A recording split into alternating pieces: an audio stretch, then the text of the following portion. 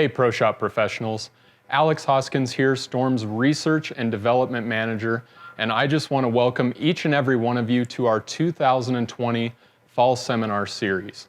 We're sorry that we weren't able to come and visit you like we have been able to and travel all across the country in past years, but we still want to bring you a lot of exciting new information from both the Storm and Rotogrip brands for 2020.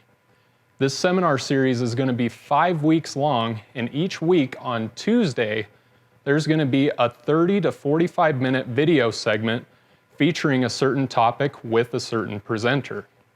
Now, as you're watching these, feel free to comment any questions or concerns that you have in the comments section below.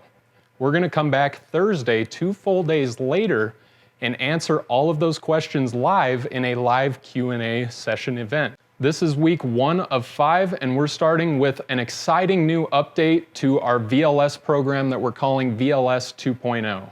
Now, in the email that you guys received that has the link to these videos, you'll also have received an attachment which is a testing version of VLS 2.0.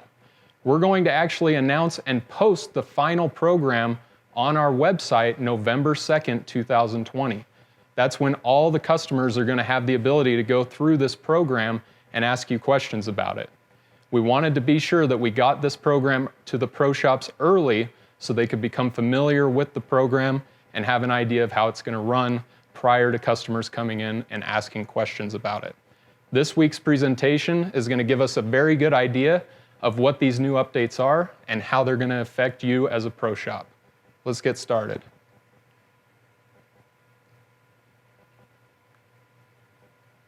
So we're going to begin with a little bit of history of the VLS. So the VLS was originally released in 2013 during the Sync series of seminars. Now that was a very successful seminar series that we had back in 2013, and that was when we originally announced and released the original VLS. Now, as many of you know, it was designed as a tool to help pro shop professionals produce individualized layouts for any style of player that they might encounter. Now, it was originally designed as a tool for pro shops, but over those 7 years, a lot more bowlers became in tune with it, and they started messing around and coming up with their own layouts, then taking it into the pro shop and asking questions about it. This is a big reason why we want to get you guys VLS 2.0 early so that you are able to answer those questions for any customers that might come in. As you know, users input critical ball statistics, bowler statistics, ball motion, lane pattern variables, and then the VLS does all of the math for you and gives you a good recommended layout. Biggest thing here is many changes have occurred over the last 7 years to the bowling balls, to lane patterns, and to drilling rules. So we know that oil absorption is limited on bowling ball cover stocks. Kegel has came out with a lot of new lane machines and new lane oils over the past 7 years. The oil itself is applied to the lane differently now than it was in the past, and the most recent one, balance holes have been eliminated from drilling. So, because of all these critical changes, we decided that it was time to update our VLS. And that's what we're introducing to you today with VLS 2.0. Most of you guys should be familiar with this older screenshot of the VLS from 2013. It's a Microsoft Excel-based program. You put in the cells, all the information that you want, and it spits out a recommended layout for you. A lot of you guys have used this. If you're new to it, here's what our new VLS 2.0 is going to look like. Again, still a Microsoft Excel-based program, but you're going to see there are a lot of new features in VLS 2.0 that are going to give you a better overall layout recommendation. You'll see that we've updated the user inputted variables to more accurately identify both the bowler and the environment. We've really stressed the bowler and the environment with so many more combinations to more closely identify them to give a better overall layout recommendation. We added how-to videos for each of the variables to help accurately identify them. Now, in your testing version that you've received in that email, these videos will not work to begin with. These will be in the final version that the consumer gets. They're more meant for the consumer as well, to be able to educate themselves on how to find some of these and what some of these variables mean. Lastly, here we added a warning section to warn users of potential tracking issues that could come up with the recommended layout. So we'll go over each one of these sections individually, and we'll have a better idea of what's happening with VLS 2.0. Let's take a look at some key differences here from the original VLS from 2013 to our VLS 2.0 program. First up, with the original VLS, not all of the variables were linked together. Now, this means no matter how much you changed one variable, it wouldn't have any effect on one of the other measurements as you were changing it. Big difference in VLS 2.0 is that all of the variables are linked together. We know that everything has an effect on every other variable as you're changing variables in this. So we want to stress that all of the variables are linked together in VLS 2.0. The original VLS used a lot more words and a lot less numbers, especially in the Bowler statistics area and the lane patterns detail area.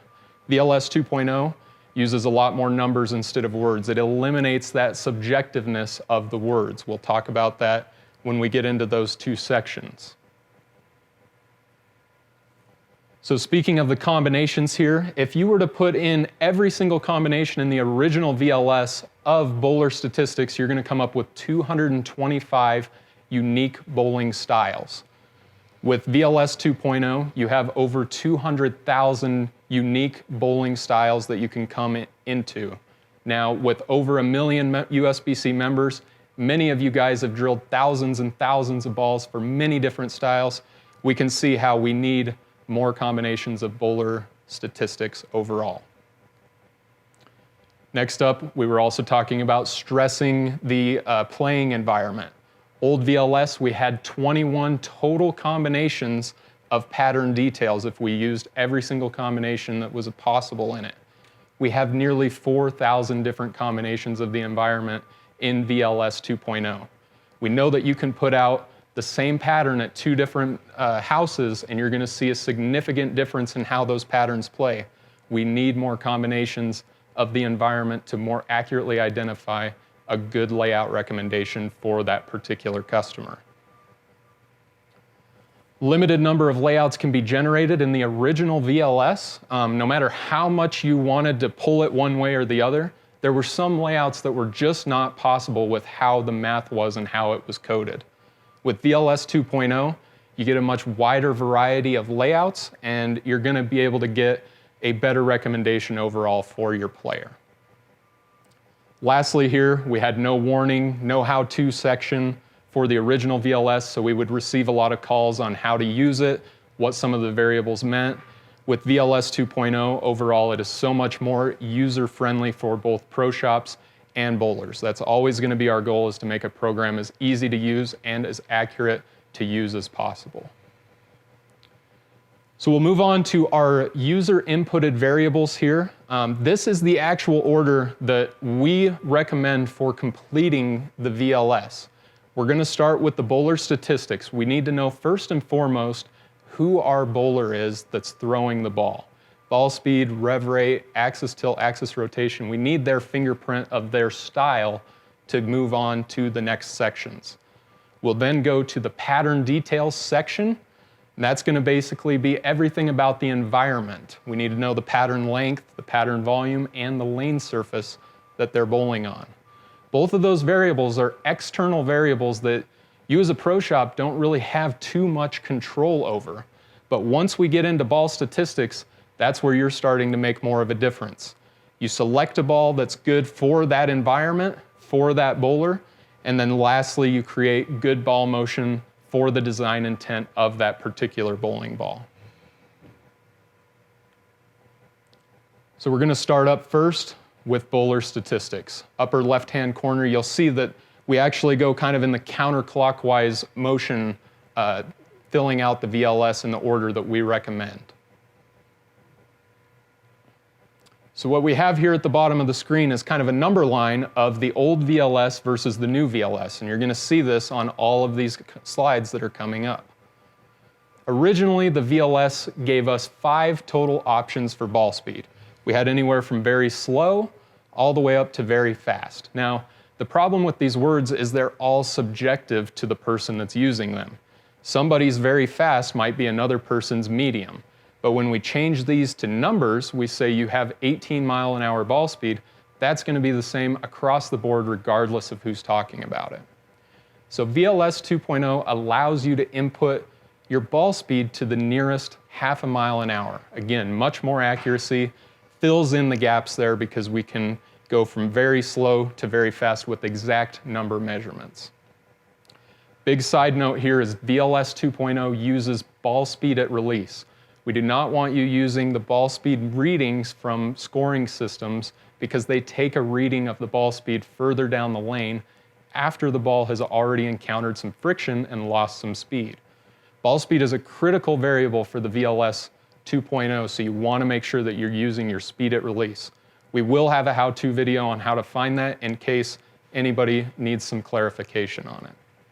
Users are able to input a minimum of 10 miles an hour of ball speed and a maximum of 25 miles an hour ball speed to cover just about every bowling style that you're going to encounter. From younger players, older players that are either not strong enough to have enough ball speed or are starting to lose ball speed with age, all the way up to people that throw the ball extremely fast, you're going to be able to get a better recommended layout for that particular customer.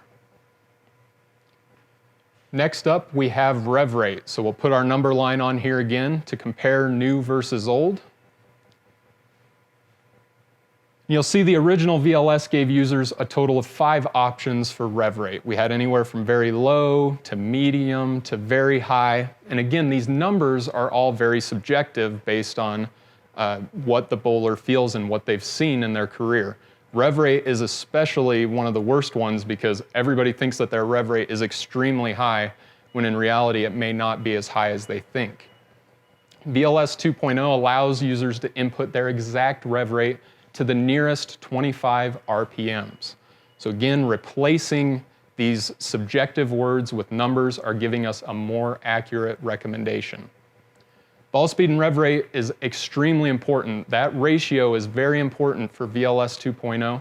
That is what is going to group you into a category of whether you're matched. VLS 2.0 needs to know if you're more matched, if you're a little more speed dominant, if you're rev dominant.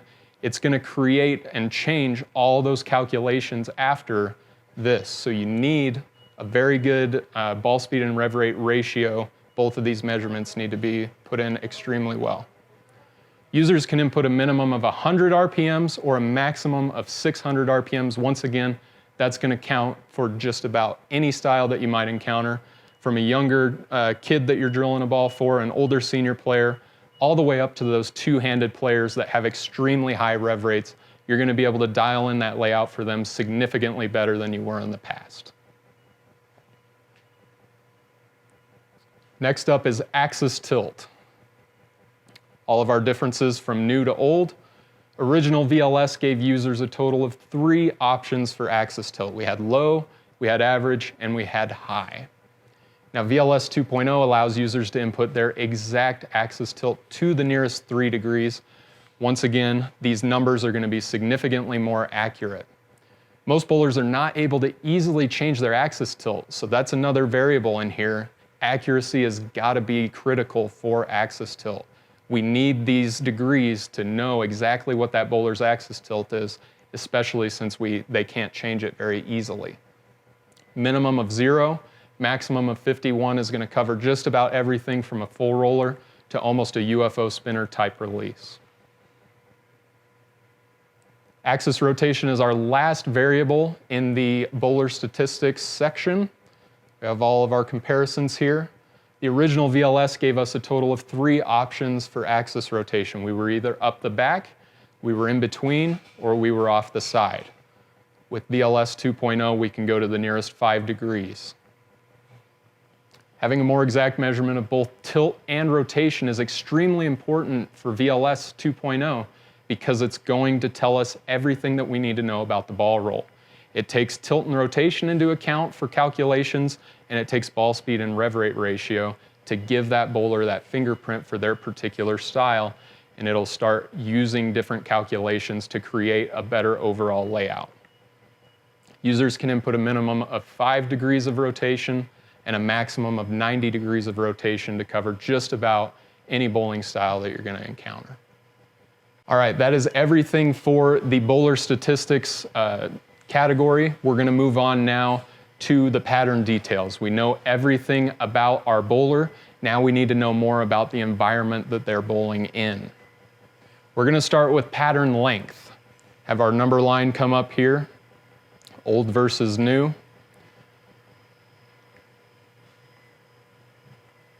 We can see the original VLS gave us a total of 7 options for pattern length. We had very short, anything medium short, long, very long. Again, we have all these subjective words that can be different depending on who's talking about them. VLS 2.0 allows users to input the exact pattern length to the nearest foot. So this is going to be much more accurate than trying to lump them into these certain groups. Having that exact pattern length helps VLS 2.0 start to begin deciphering that playing environment. We need a couple other variables that we'll talk about next, but this helps it begin. Users can input a minimum of 30 feet and a maximum of 55 feet just to cover about almost any pattern that they're going to experience, from the shortest short pattern you're going to see to the longest long pattern that you'll ever see. VLS 2.0 is going to be able to cover it all.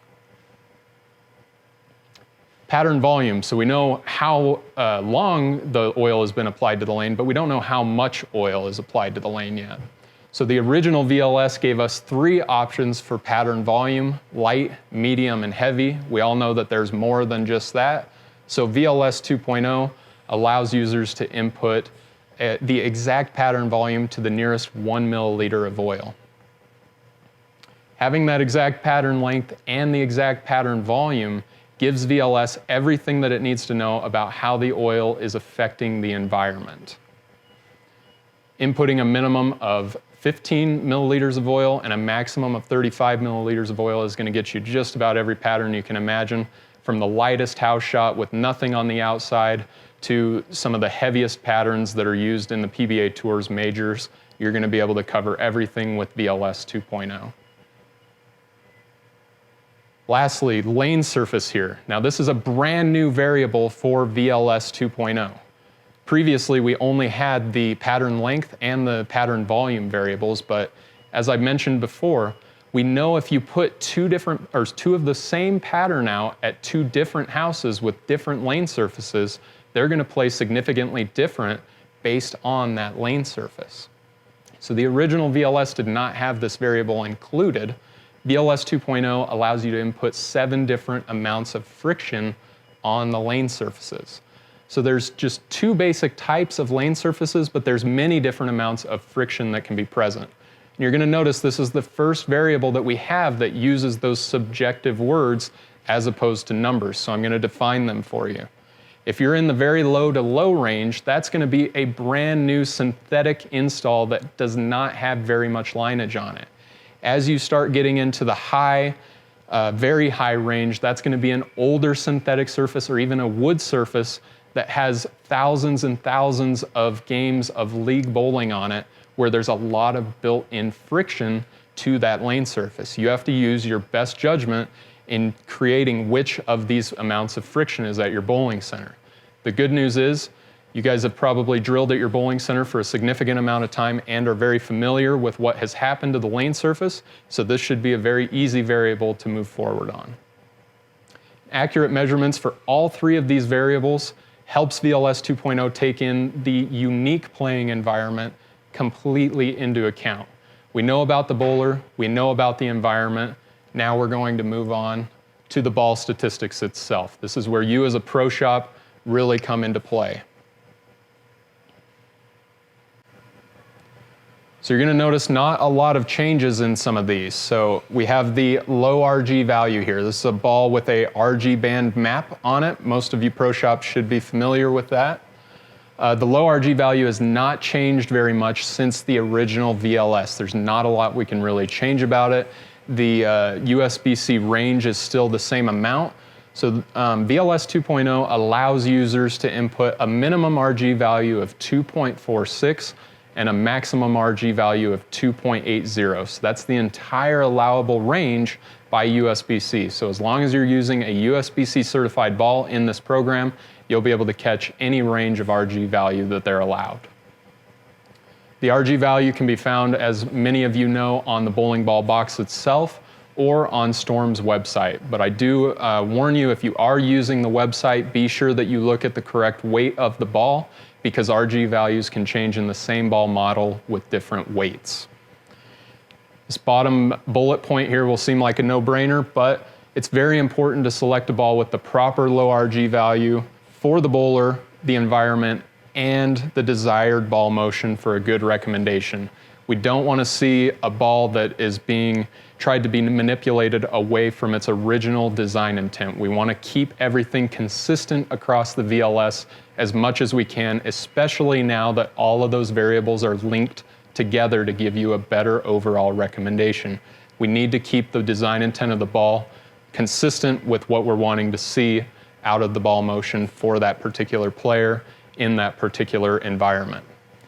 Moving on to total differential, here again, not a lot has changed from the original VLS. VLS 2.0 allows you to input a minimum of 0 and a maximum of 0.060 total differential. Again, this is the total maximum allowable by USB-C. So as long as you're throwing a USB-C certified ball, you'll be able to fit within this range. Total differential can also be found on the box or on our website at stormbowling.com. Once again, just make sure that you select the correct weight if you're looking on the website.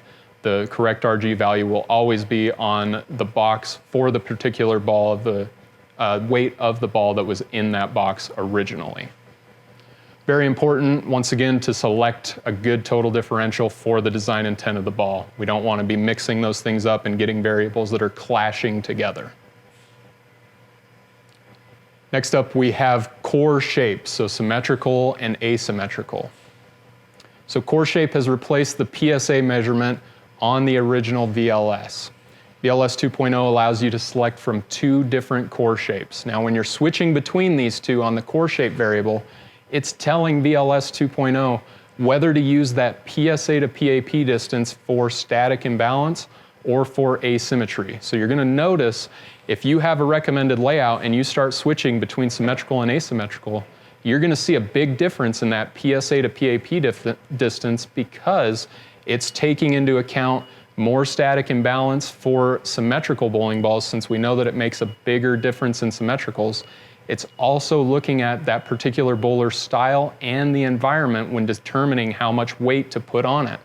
We know that static weights affect some bowlers more than others and some environments more than others. So we have to make sure that we know what core shape we have in there to decide whether we're using that asymmetry or we're going to try and manipulate that static imbalance. Very important, once again, to select the proper core shape for everything that we're wanting to see for a good overall recommendation.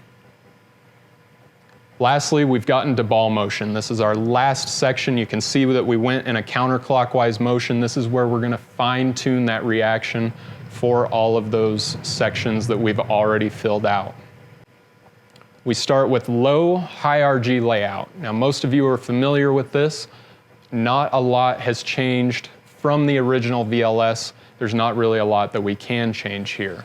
Low RG layouts are always going to produce pin to PAP distances at 3 3/8 inches or less. That's going to be that left side, the red side of that graph there.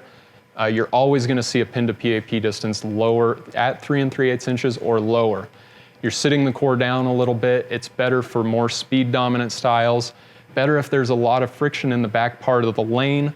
It's better if they get a little bit worse as the front part of the lane begins to develop and the lane begins to transition. So they're a little bit limited, but they are really good when the opportunity presents itself. Now, high RG layouts are going to produce layouts with pin to PAP distances at 3 3/8 inches or higher. Now, 80% of the time, you're probably going to be using high RG layouts when you input this variable on VLS 2.0. But I want to tell you, when I travel around and go to bowling tournaments, one thing that I see is the lack of use of low RG layouts on bowling balls.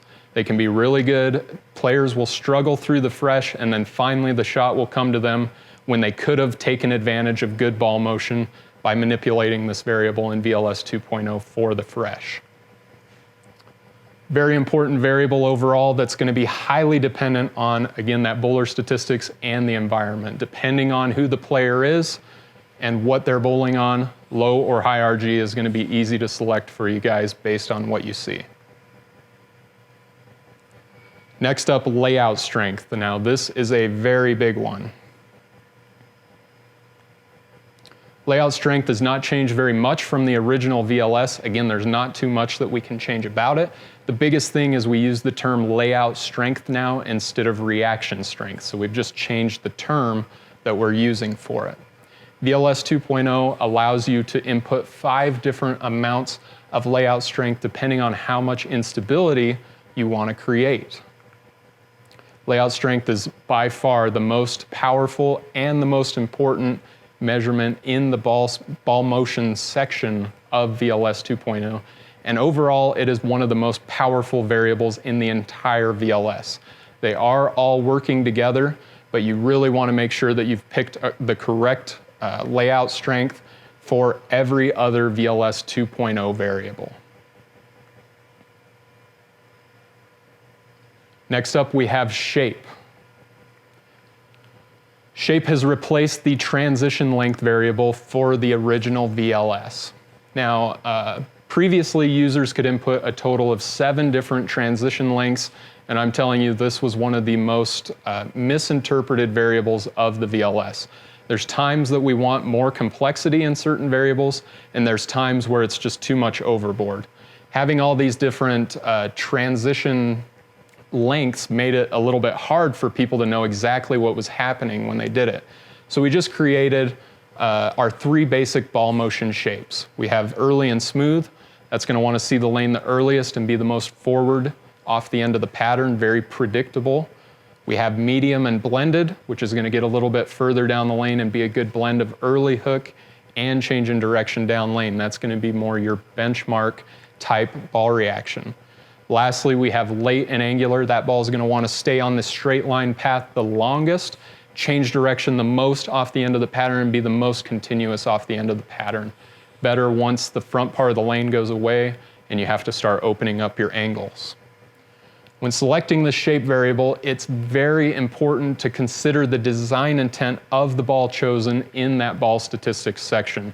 We don't want people selecting a high road as their bowling ball and selecting an early and smooth shape, because those two are going to contradict each other. The design intent of the high road is meant to get a little further down the lane and come off the spot a little bit harder. You're going to want to select a different ball if you're trying to create an early and smooth reaction on the lane.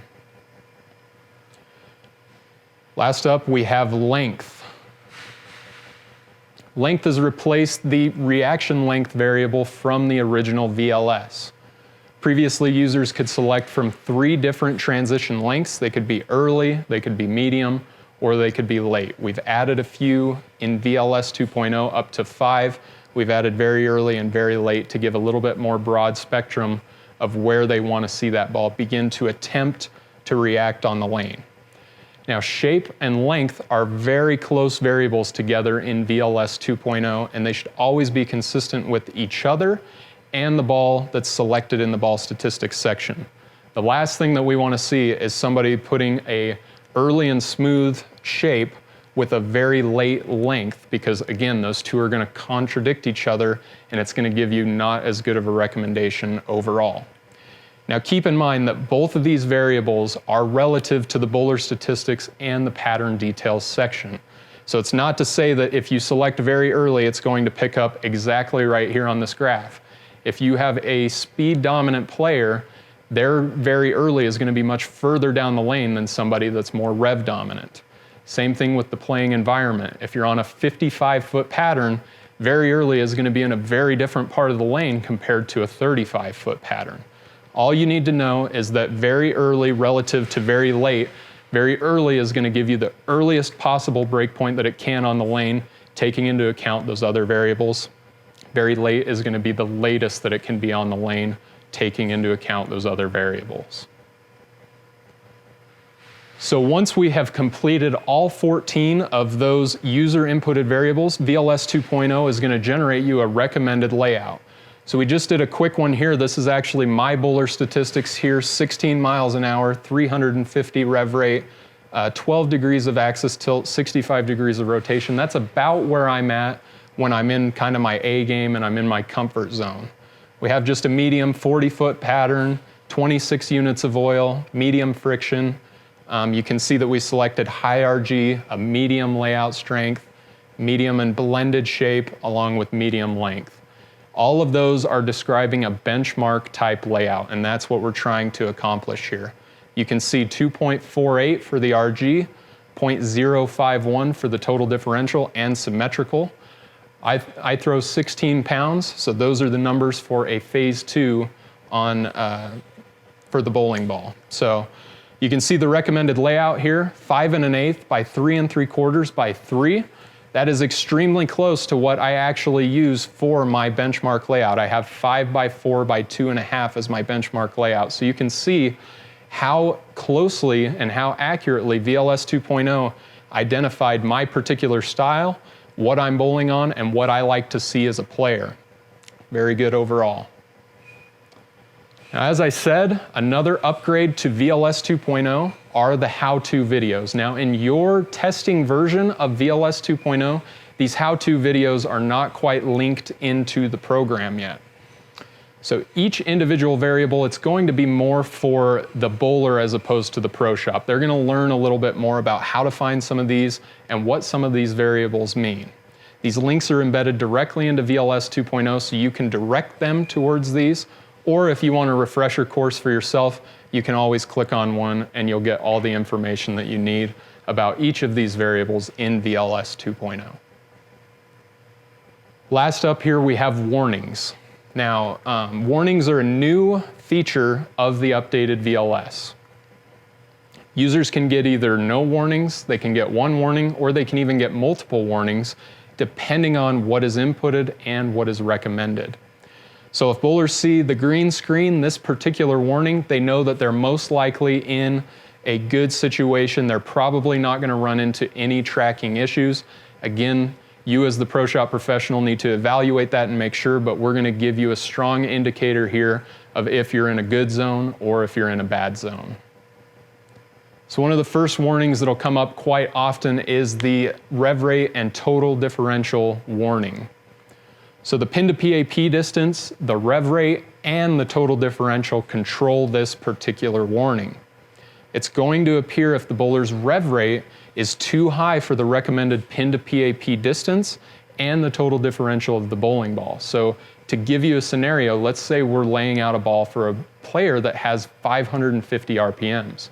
We put in a ball that happens to have 55 total differential, and we've manipulated those variables in there to where VLS 2.0 is recommending us a 3 3/4 inch pin to PAP.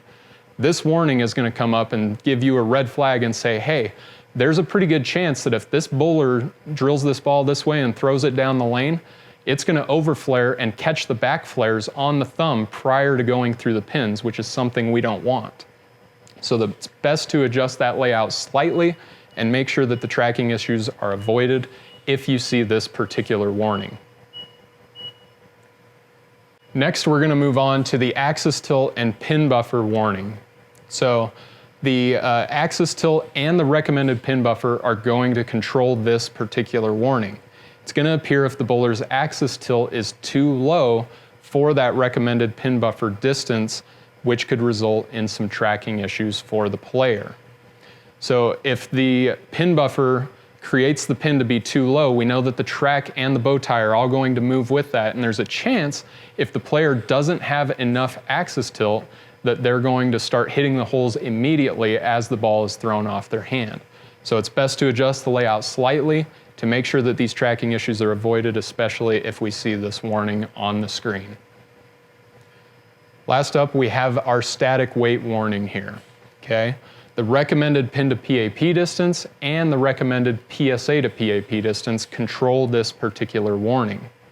It's going to appear if those two recommended distances make it so that the CG is far from the bowler's grip center.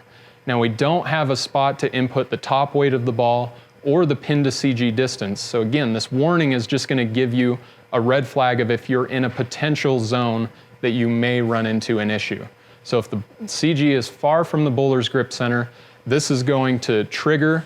You'll want to make sure that you weigh out the bowling ball prior to drilling to make sure that it meets whatever the USBC required specs are for static weights at that time. Last up here, we've gone through just about everything except where to download it. You guys already have the link right now, but like I said, on November 2nd, 2020, we are going to put this live on our website, so your customers are going to have access to it. They're going to download it, and they are probably going to have questions for you.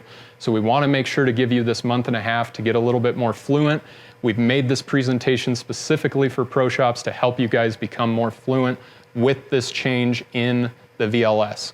So if you go to stormbowling.com and you go under the brands and marketing tab, you'll see there's a downloads tab on the left side of that screen.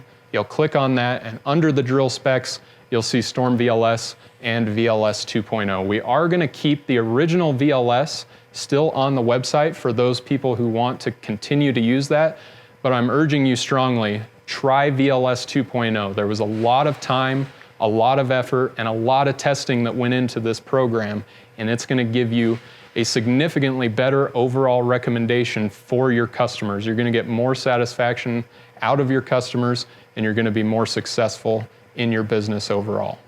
That pretty much concludes everything that we have on our first week of our 5-week fall seminar series. Like I said, these videos premiere every Tuesday. Thursday, we're going to come back. We're going to give you 2 days. If you had any questions or concerns, feel free to reach out in the comments section below. Write anything that wasn't clear to you or any questions that you might have, and we will answer that live Thursday for you guys. If you want, you can ask your question live during the event, but if you for sure want that question answered, be sure to write it in that comments section below. Next week, we're going to have Chris Schlemmer on here. We have the Rotogrip Rubicon as our topic for our week 2 of our fall seminar. So have fun out there and bowl up a storm.